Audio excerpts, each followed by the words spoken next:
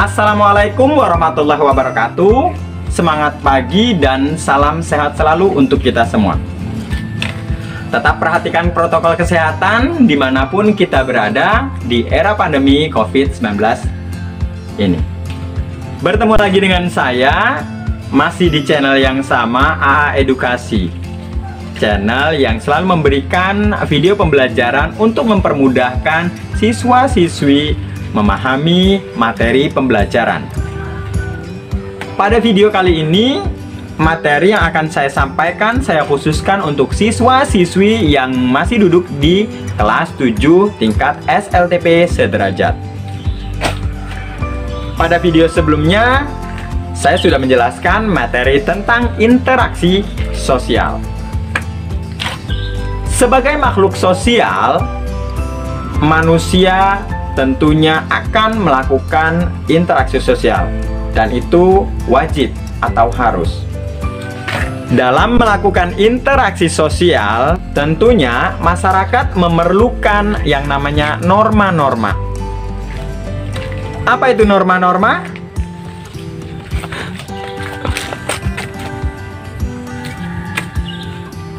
Norma adalah aturan atau ketentuan yang mengikat warga kelompok dalam suatu masyarakat.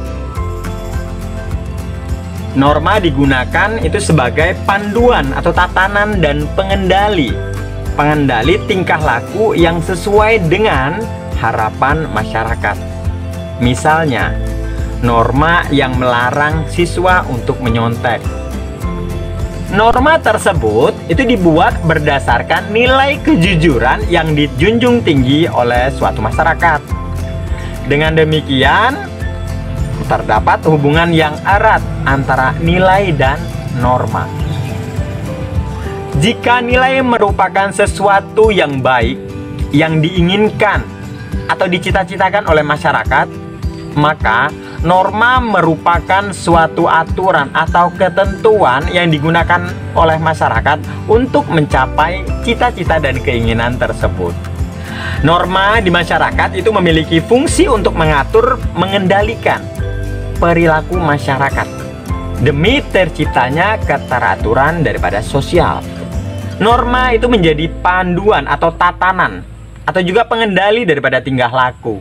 Norma menjadi kriteria bagi masyarakat untuk mendukung atau menolak perilaku seseorang. Oleh karena itu, pelanggaran terhadap suatu norma itu harus disertai dengan sanksi atau punishment berupa hukuman dengan tujuan agar orang-orang itu mematuhi norma dan terjadi perubahan tingkah laku daripada orang tersebut yang tadinya tidak mematuhi norma menjadi patuh terhadap norma agar nilai menjadi lebih baik. Dengan demikian, kehidupan masyarakat itu akan berlangsung baik dan tertib. Norma yang mengatur masyarakat itu bersifat formal dan non-formal. Norma formal itu bersumber dari lembaga masyarakat yang bersifat formal atau biasanya tertulis. Contohnya seperti aturan negara, peraturan daerah, keputusan menteri, atau mungkin keputusan gubernur. Itu merupakan norma yang bersifat formal. Sedangkan norma yang bersifat non-formal itu biasanya tidak tertulis. Dan jumlahnya itu lebih banyak daripada norma formal.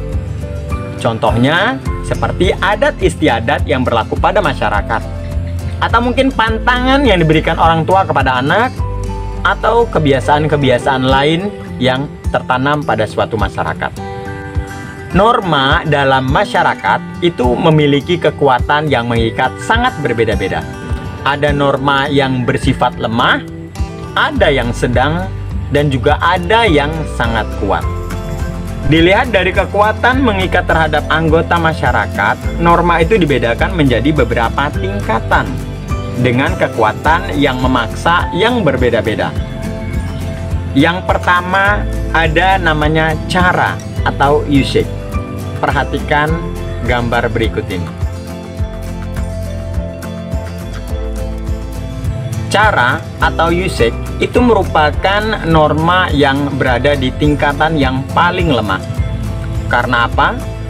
Karena pelanggaran terhadap norma jenis cara ini hanya mendapatkan sanksi atau punishment hanya berupa cemoohan atau ejekan saja.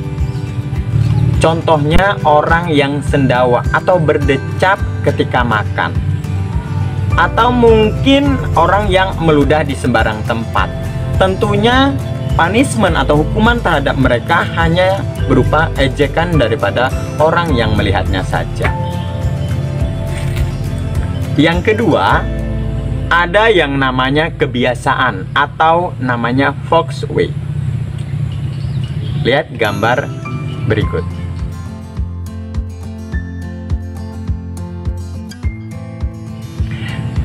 Kebiasaan atau Volkswagen itu merupakan aturan dengan kekuatan yang mengikat lebih kuat daripada usage atau cara. Kebiasaan-kebiasaan yang dilakukan sebagian besar oleh masyarakat itu disebut tradisi.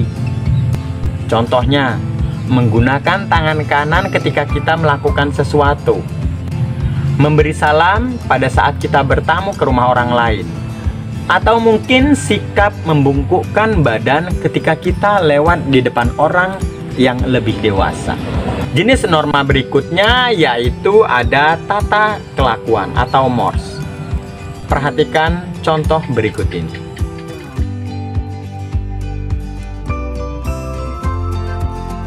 Tata kelakuan itu merupakan aturan yang diterima masyarakat, sadar atau tidak sadar. Dan tata kelakuan itu dijadikan sebagai pengawas atau kontrol terhadap anggota masyarakat yang lain. Tata kelakuan mengharuskan anggota masyarakat itu menyesuaikan tindakan dengan aturan yang berlaku.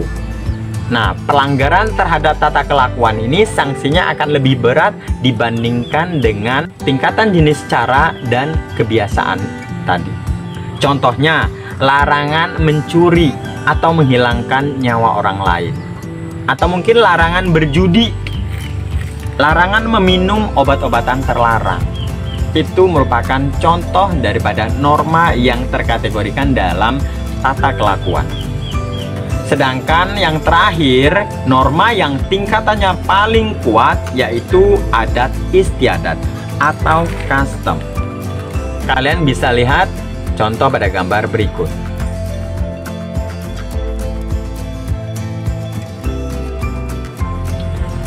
Adat istiadat itu umumnya tidak tertulis, tapi memiliki sanksi baik langsung maupun tidak langsung. Sanksi bisa berupa penolakan dari masyarakat. Contohnya di Lampung. Pada masyarakat Lampung ada hukum adat yang melarang perceraian. Nah, jika hukum adat ini dilarang, tentunya akan ada sanksi, namanya akan tercemar. Tidak hanya terbatas pada orang yang melakukan, tapi juga pada keluarga besar dan juga pada suku. Demikianlah penjelasan materi tentang pengaruh interaksi sosial terhadap pembentukan lembaga sosial pada submateri interaksi sosial dan norma sosial. Semoga penjelasan materi ini bisa membantu kalian dalam memahami materi pembelajaran. Saya akhiri sampai di sini. Minta maaf kalau ada kesalahan kata. Wassalamualaikum warahmatullahi wabarakatuh. Salam sehat selalu.